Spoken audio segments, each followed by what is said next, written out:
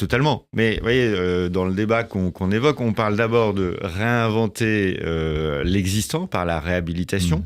Et c'est très bien, il faut continuer à le faire.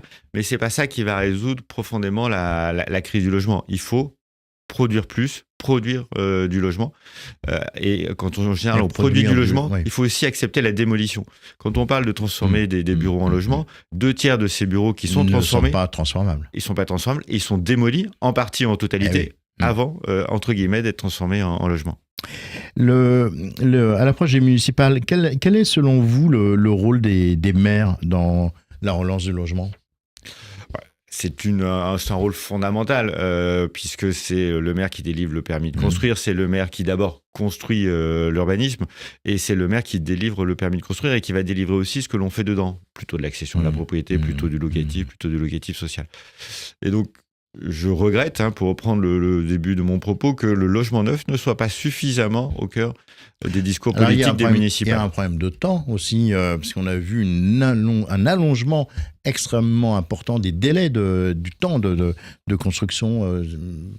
Vous êtes d'accord avec ça ? Il y a un projet, je me souviens d'une époque où c'était 2 ans, 3 ans entre le foncier, la construction. Exactement. Aujourd'hui, on est quasiment à 5, 6, 7 ans. Exactement. Moi, quand j'ai commencé ce métier-là, il y a 25 ans, on mettait 4 ans, 2 ans de développement et 2 ans de production. 3-4 ans. 3 ans quand ça allait bien. Ouais. Et aujourd'hui, on est toujours sur 2 ans de production, mais on est plutôt sur des délais d'études qui vont de 3 à 5 ans. Comment on explique ça ? Oui, c'est ça, c'est les normes. Comment on explique ? Alors, il y a un empilement, effectivement, de régulation.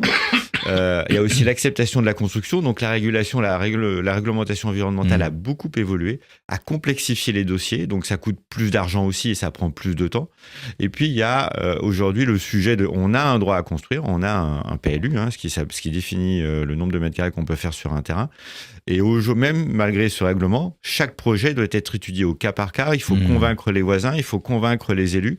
Et le résultat, c'est que ça prend du temps. Le deuxième résultat, c'est quand vous pouvez construire sur un terrain sans logement, au final, vous en faites que 70. Donc, on perd du temps et on perd aussi du terrain. Et vous savez qu'il y a la fameuse zéro artificialisation.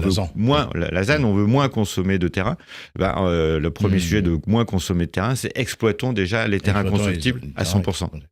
Le budget 2026 adopté, avec lui le dispositif fiscal Jeanbrun.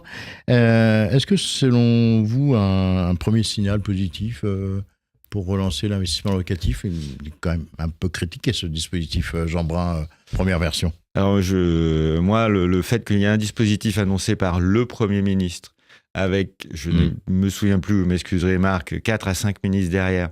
Et de Montchanin le ministre du Logement, le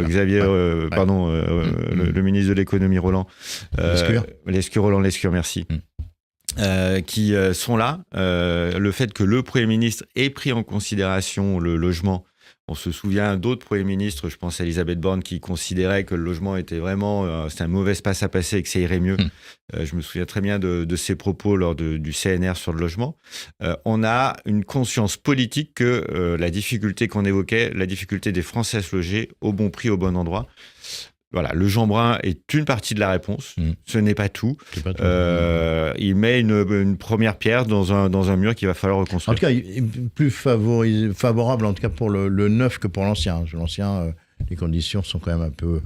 Très clairement. Le fait d'avoir mis 30% de travaux et une obligation A et B, c'est très clairement défavorable pour l'ancien.